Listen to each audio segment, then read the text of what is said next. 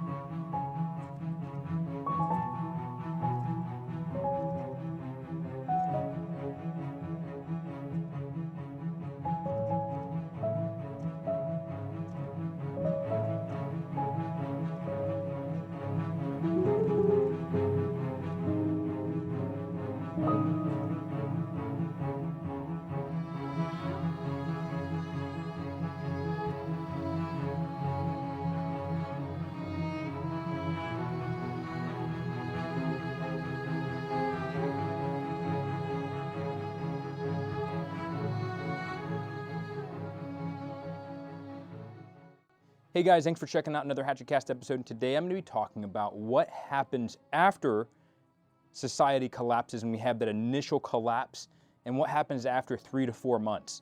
And are you ready for that type of situation? Have you planned for that? If you haven't already, make sure you hit the like and the subscribe button. Also, make sure you go comment below what you think is going to happen, or do you have any contingency plans and things that would make other people prepared that you've already thought about? If you have, put it in the comment section below.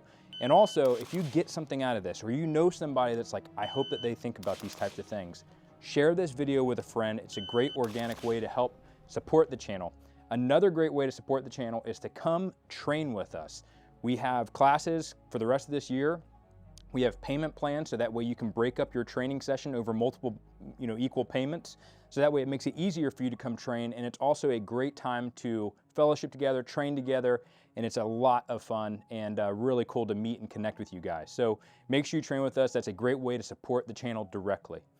So guys, today is mostly going to be kind of a thought-provoking conversation that I wanted to have with you. It's been something that's on my mind quite a bit, and I've really been thinking about it quite a lot. And so I know that we usually put out gun content and that type of stuff and gun reviews, and there's tons of that stuff coming, but just with the way that things are going and the season that we're in with all of these crazy world events that are happening right now, I literally don't know what's going to happen in 2 or 3 months. I don't even know what's going to happen in 2 or 3 weeks.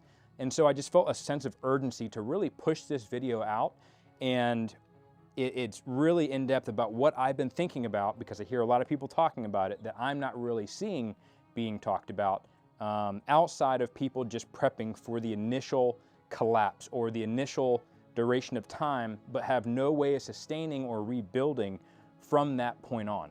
So one of the things that I want all of us to start thinking about is, in the military, what we do is we have what's called backward planning. So essentially, I see my end goal, I see what I want to create, and then I will backwards plan from that, thinking about what are all the things that I need to think about, what are all the things that I need to consider in order to get to that goal that I need to plan for, prep for, train for, whatever.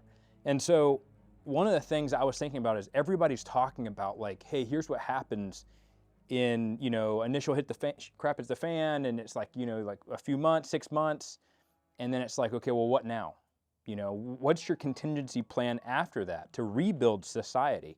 And so for me, I'm thinking about, okay, well, I want a rebuilt society. I want almost like a community, or a small, or like a medium-sized town worth of people, that people can come to that place to be secure, to be sheltered, to be have work to do and have a sense of purpose, to receive hope, to have fellowship with other people who are trying to get through this process and rebuild society. And that's kind of what I would want. I would want almost like a self-sustaining community that is beginning to do things like trade with other communities or look for other people to be able to bring into the fold to be able to rebuild society once again. And so that is kind of where I was thinking about, like, how do I backwards plan from that? And it goes back to, first off, the first thing I was thinking about is location. A lot of times I see a lot of people talking about, like, hey, for location, you know, I'm going to go to this neighborhood or I'm going to go to this suburban area and we're just going to lock that neighborhood down. Well, here in Florida, I don't know if you know this, but it is super humid and hot. In fact, I'm sweating a ton in this video, just getting acclimated.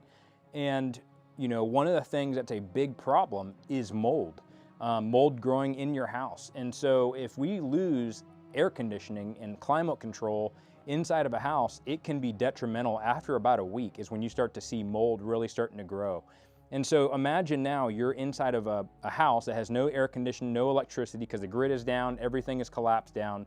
And also you don't want to have a generator running because it's going to attract attention and it's going to attract noise.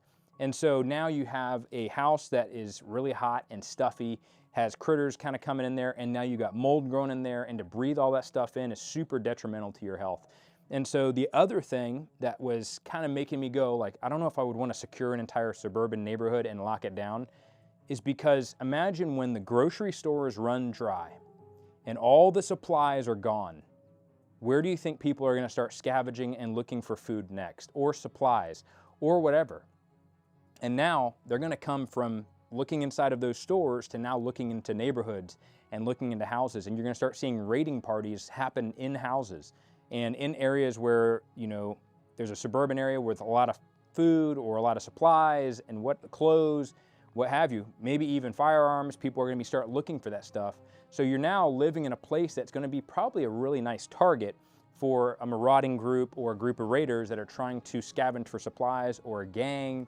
And so by going to a suburban neighborhood, it really kind of puts you in the crosshairs, at least with my point of reference and my thought. So you have so many different, what we call high avenues of approach, AKA a road. So in the military, it's called high avenues of approach. It's a place where you can get into an area very quickly or get out of an area very quickly. And so when you're looking for a place that's easily defendable, you don't want to have a place that has many high avenues of approach, because that means you have to use more resources to lock that place down.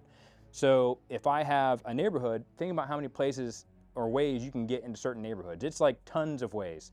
You've got suburban neighborhoods that have, you know, many highways going through them. So, you know, going into a place, not only is it a target-rich environment, not only does it have the possibility of becoming, you know, the natural things happening like mold growth and other things that could be detrimental to health, but also you now have an area that's really hard to defend, and it's going to take up a lot of human resources to secure that area. And so one of the things that I was thinking about was a rural area where you are out in the middle of nowhere, and it's an easily defendable property that has a lot of resources like water, trees, and lumber, open fields, so that way you can utilize it for farming, and only has a few areas to be able to get into that and can be easily secured, easily defended. It also has a source of water that's a continuous source of water, like a river or a stream.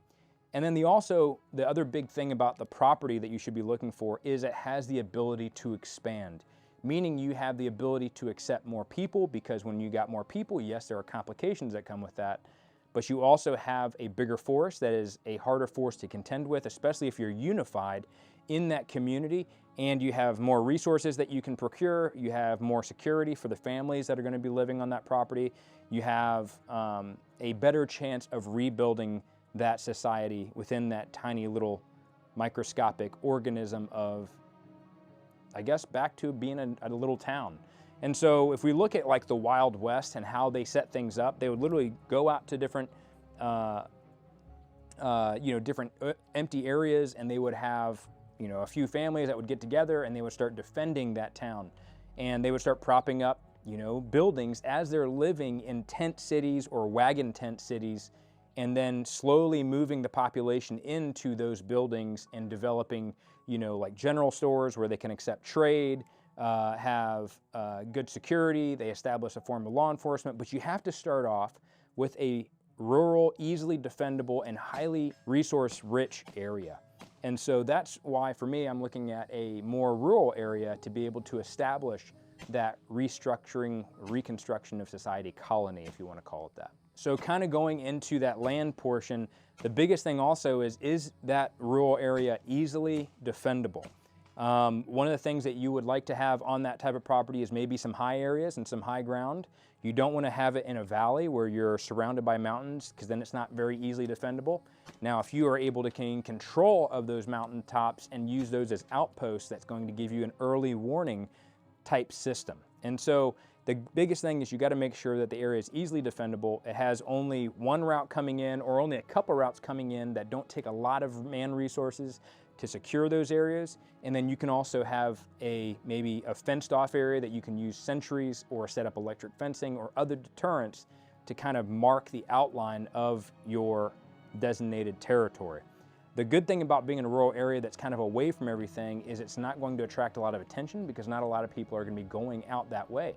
A lot of people are probably going to go congregate towards neighborhoods and suburban areas to try to find, resources and food and things of that nature. Now, word is obviously going to spread fast, probably most likely via foot or via radio, because all the grid will be down. But there are going to be people that are going to try to come to that community and wreak havoc or try to pillage it and utilize that place as a resource to be able to kill people and do whatever they have to be able to take those resources. So you do have to keep security highly in mind when you're looking for that property and making sure that it's easily defendable. Now, I talked about different areas that are like high avenues of approach. If you have like small trails and things of that nature, you can establish almost a trail that is a security trail or a dirt road that can be used to have maybe a vehicle that you use, or a couple of vehicles that are blacked out that are used for your perimeter security. You have maybe a form of sensor security where maybe you have a fence that triggers an alarm if something touches it, and that security system can be run off of battery power or solar, or it could be run off of generators somewhere near the camp.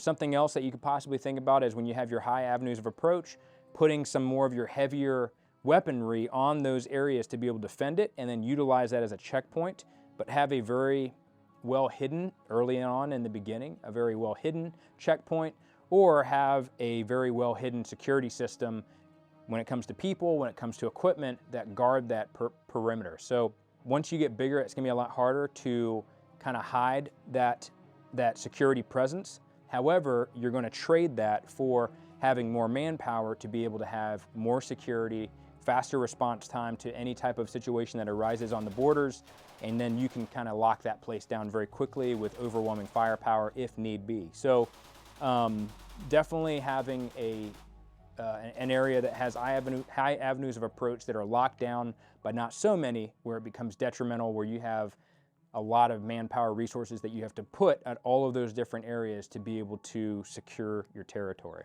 So one of the most important resources that you're going to have in that community is going to be the people.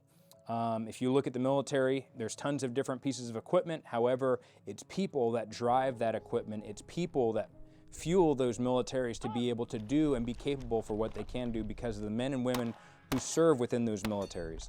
And so whenever you have a military that looks at its people as not a valuable resource, that military usually doesn't tend to do very well. So when it comes to your community, you have to look at people as your most valuable resource. And so one thing that you got to consider is whenever you have your own community of guys and families that you have together in the beginning, that might be your initial starter community where you're going and using that community skill sets to be able to build your little colony. So, what guys in your community have construction experience or are carpenters? Do you have any guys who are mechanics, or maybe they fly drones for real estate? What guys are in your community that have medical skills? Maybe they're a doctor or a veterinarian or a nurse, or maybe they're EMS. Also, what other types of guys maybe in your community have law enforcement skills that are good at security and knowing how to establish security patrols and know how to get onto a security schedule in terms of a patrolling schedule? And then also, what veterans do you have within your community that have that combat experience or that more militarized experience, so that way what they bring to the table is more structured and proven planning methods to be able to plan your missions moving on into the future. So your people are going to be your biggest resource. The other thing also that people don't consider is teachers, and having people who are teachers could be a massive resource, especially when you have your families that are brought into this area and your children are brought in, and you still want to make sure that those kids are still receiving some sort of schooling while they're being protected and defended in that colony. In my opinion, the children are probably going to be the most valuable resource that you have, because that's the next generation of people that are going to keep the colony and keep the society from continuing to move on. So making sure that they're educated, make sure they have good sound morals, that they're being taught to do what's right. But you have to have good teachers and people who know how to teach to be able to help raise up that next generation, even though society has fallen, because on their shoulders will rest the new form of civilization. So making sure you have good teachers, also making sure that you have maybe even some guys who are canine trainers or animal trainers that can train canine units, so you have more beefed up security, or can utilize that for your patrols when you're going out to secure resources or rescue people who are in need. So I think that a lot of this type of stuff is going to be important, is looking at the skill sets that people have within this life that we have right now that they can use to be a great help in addition to your community and your colony in a crap hit the fan scenario, post 1 year. So the other thing also I think that a lot of people don't think about is people who know how to cook and also inventory things. Like once you get a bunch of supplies in, you got to be able to inventory that, see if you have enough food to be able to feed everybody, and also who can cook. If there's somebody that's cooking, nobody knows how to cook anything, or nobody knows how to hunt or skin an animal or prep an animal, that's going to be really, really hard. And I think the skinning and preparing your game is probably going to be something you can learn over time. But cooking, man, is like, it's a morale booster. When you have a good meal, especially when everything else sucks and everything else is miserable and there's no hope, having those small little morale boosters are going to be massive morale boosters, in that type of event. So making sure you have people who are really good cooks also would be very good for your community. Now, something else that think about is the basic amenities that you're going to need on this territory that you've secured in a rural area. Some of the immediate things that you're going to have are probably all going to be in tents. Like your housing is going to be in tents that people can bring, maybe some sunshades and different things like that. Even your latrine may be something that's really rugged. Having a latrine that's built somewhere, or also a tent where you guys have a kitchen and a dining area for the entire community to come in and dine together. Another place that you'll have probably tents is going to be like your headquarters or your command HQ area, which will also house all of your radio equipment and all of your radio communication and stuff, so that way you can reach out to other colonies that are friendly towards yours, or most importantly, keep in contact with the patrols that you send out to be able to gather more resources and supplies. And this, almost like you would create an HQ tent that is almost like a TOC, which in the military we call it a tactical operations center, where you have almost a centralized headquarters area or a hub where all of your drone feeds coming in, all your radios are in there, there's mission planning, there's battle planning happening in there, you guys are developing new mission sets or planning mission sets that are already dropped down from the top. So you're trying to figure out how to make that mission successful by planning it out. And so that all happens within your TOC tent or your community TOC. And so eventually all of these tents will be replaced with plywood structures or some form of structures that you guys can build, probably prioritizing the latrine.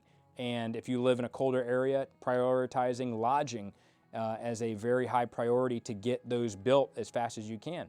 And sometimes it might even be something where, hey, you just have a big giant metal building on a concrete pad that you're able to maybe try to insulate, and then you house the families in there in a communal bay area for the time being. So also having a school and having a area where you store all of your supplies that come from the missions. And so these are all different things that you have to think about whenever you're building your territory and your colony. But also, eventually, those tents will turn into harder structures and then more improved hardened structures. Something else to think about is maybe, are you digging out a trench network? Is that something that you're doing? Or putting in like a heavy weapons area that's going to be guarding certain checkpoints, and it's going to be more of a static, hard defensive area or defensive point. And then one of the other things also is developing a ready room / arms room where you have all of your all of your extra weapons and extra ammo and things of that nature that are stored, maybe with your, in a separate area that's away from everybody in case you end up having a fire and it explodes. It's not going to kill a bunch of people. So looking at different bases and honestly pictures of TOCs, or if you're a military veteran that knows what a FOB or a forward operating base looks like, looking at that layout and trying to remember, okay, how was that laid out when I was deployed, and utilizing that as a very similar baseline map to be able to build out where you should put all of your different amenities for your colony. So one of the other things that would be pretty, I think, essential as you were moving on or moving forward is going to be in that HQ area having a ready room where you can have the guys who are on patrol or assigned to go on patrol go in and they can get their equipment ready, they can get it prepared. And initially that's probably going to have to either stay in your tent with your family, or it's stored in a general bay area where you guys can go and get your equipment, get it ready. One of the big things that I kind of skimmed over is also your medical tent. Can your medical tent have the ability to perform surgeries? Like if you have to do hasty battlefield surgeries, or if you have to, there's some guys got diarrhea, or there's a family that has dysentery, and now they need medicine and an IV to be able to kind of reboost their liquids. Is there a place where you have maybe a place where you can treat minor injuries, or can you reset broken bones in there, or worst case scenario, a place where you have to amputate limbs in case things get, or you get shot in the arm or leg and that becomes infected and it has to be amputated. So like these types of things are especially important when it comes to your medical abilities and capabilities that the colony is going to have, making sure that is also squared away and is a top priority, so that way when people get sick or injured, you have the ability to treat those people. And then I would say another thing, a big thing to think about also with your colony is, how are you going to accept in new families? And these are conversations, maybe start to brainstorm that stuff with your community that you train with, or family and friends that you guys are planning together. But how would you, in a scenario, accept a new family? How would you vet that family or vet new people and make sure that they're good to go and they're not crazy? How would you in-process them, almost like we have with Border Patrol today? So these are things that are going to be real conversations that you may have to have if this does come to pass and we end up having this type of everything collapses type of scenario, and now you have micro colonies that are popping up. How do you expect new people to come in? I think one of the things a lot of people will kind of say is like, oh, well, we're just not going to let them in, or we'll kill anybody that comes. Okay, well, maybe there's a family or maybe there's a group of people that are trying to seek shelter and they end up getting mistreated or shot or whatever, and then they go and form their own group, and now they have a vendetta against your colony, which is something that you don't want. The last thing you want is to create a war, another war, or enemies when everything is collapsed. So making sure that you can try to create as many friends as humanly possible. And with that, if you do have people who are troublemakers or people that are creating dissidents, is having some form of law or some form of order that you can utilize to have throughout the colony that's agreed by everybody, and having almost like a town council meeting or a city hall, but everybody is kind of congregating together. And one of the things that I think about is I'm like, okay, well, I look at the construct of like a church, is we have the congregation, and we're all brothers and sisters in Christ, and then we have the deacons or the eldership, who are like the wiser guys who have been trained in that, and they have more understanding of the word and scripture, but also an understanding of the inner workings of the church. And then you have the pastoral leadership staff. And so you have, churches that will vote on things. The church congregation appoints the elders. They appoint the pastor leadership team. And so maybe looking at your community in that construct to be able to make the brainstorming session with your community a little bit easier, and how you would organize your own, micro government system for your colony. It's always good to be prepared. It's always good to think about these things ahead of time, especially when we have the ability to think about them. We still have the ability to drive cars and go out to eat and go to the grocery store and buy food, and we can go out and train in classes. Like, We have the ability to, buy clothes and order things on Amazon. Like, we still have the ability to plan this stuff out now. And so it's good to think about these things versus just thinking only about what happens in the first 24 hours, 48 hours, or the first 2-3 months.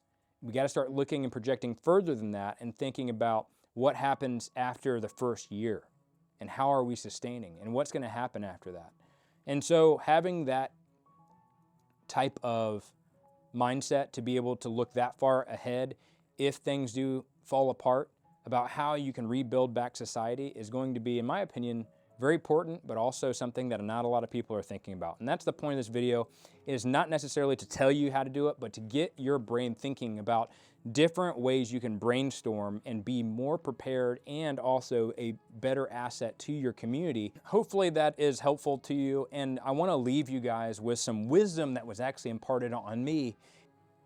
Are you being hospitable? There's a quote from Dustin Willis, and he says, "You need an altogether different view of your home as primarily a weapon for the gospel before it is anything else."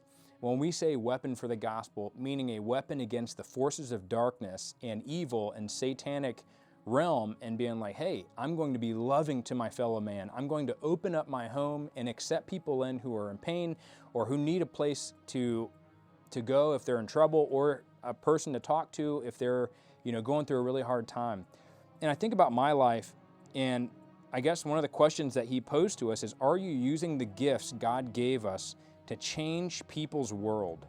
We live in a culture of exclusion, and we truly do. We literally live in a culture where we're always thinking about ourselves, or we're trying to escape from everybody else and push everybody else away and go into our four-wall dungeon, which is our house, or our digital four walls of our phone, and try to get away from people, when as believers and Christians, we should be going out to people and changing their world.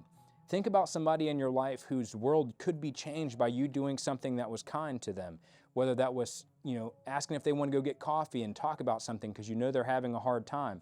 Or there's a person who's a bum on the street and everybody knows, like, oh my goodness, this guy's just a drunk, but in reality, he doesn't have any food, and you go out and you buy him a meal, and you just talk to him and ask him about how his circumstances are and if you can pray for him. How many people's worlds are we really changing?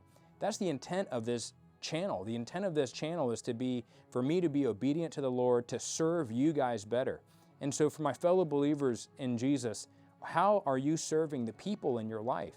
Are you serving them well? Are you running your race well?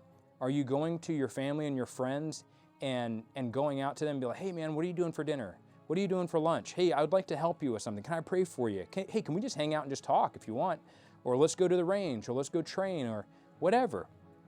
Are you doing that? Or are you just reclusing yourself into your four walls and being like, I don't want to talk to anybody, everybody stinks, and I'm just not gonna do anything? Man, that is no way to live at all, man. Like, it really isn't. And so I am the most guilty of this. I have been very reclusive.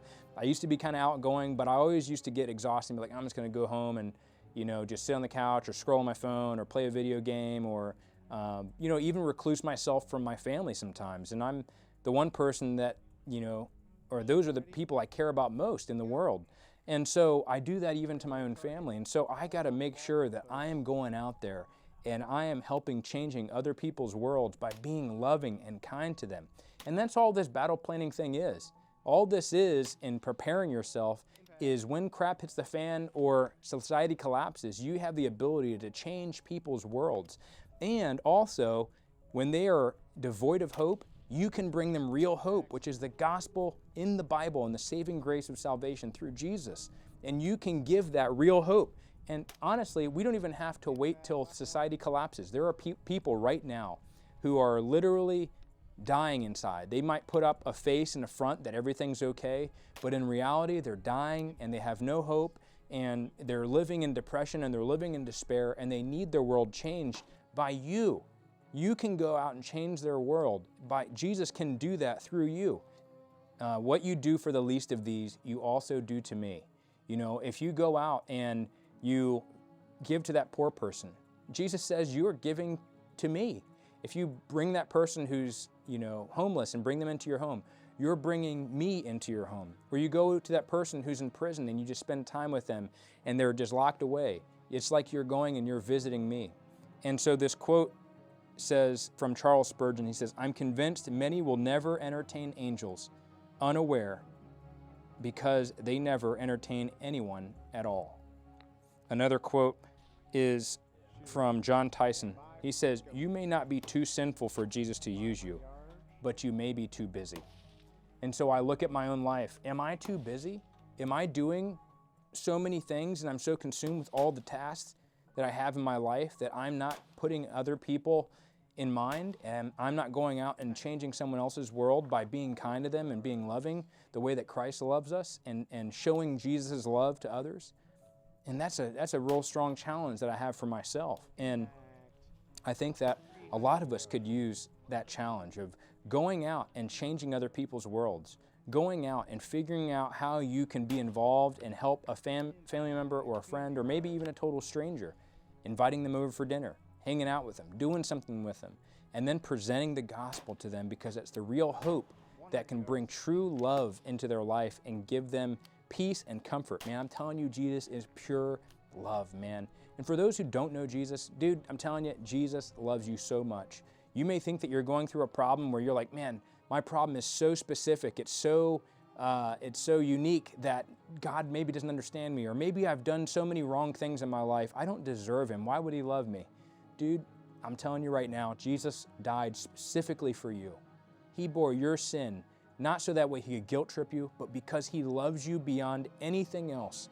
He loved you so much, and He thought about you specifically. Even before the foundations of the earth were laid, He was thinking about you. And He was thinking about how much He wants to have a relationship with you. And that relationship, you can't work for it. No matter what religions and things of this world tell you have to work towards having a relationship with God, God says you can't work for this relationship. That way you can't boast and say, this is what I did to have a relationship with Him. He gives it to you like a gift. It's a free gift, and all you have to do is accept it. And dude, when I accepted it, it changed my world. And being overwhelmed with God's love has helped me to figure out different ways that I can be loving and be a servant to other people. And it's been so fulfilling and awesome to see. And I've been more loving to my wife, I've been more loving to my kids, and it's completely changed my universe, and God is responsible for that, and He wants us to have joy and to have joy in the fullest. So if you don't know who Jesus is and you're curious about it, or maybe you're a Christian and you're going through a hard time, email me at team@barrelhatchet.com. I'd love to talk to you. I'd love to pray for you. If you have a hard time, put it in the comments below. There are tons of Christians down there in this community who would love to pray for you. And if you are a Christian and you see someone comment something down in the comment section and it seems like they're going through a hard time, take a little bit of time out of your day to help change their world by praying for that person.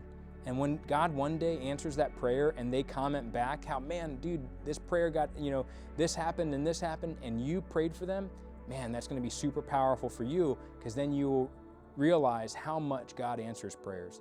So guys, make sure you go out, train to be the eternal asset, figure out a way that you can change somebody else's world, always thinking about ways that you can serve and love other people, and I will see you on the next one.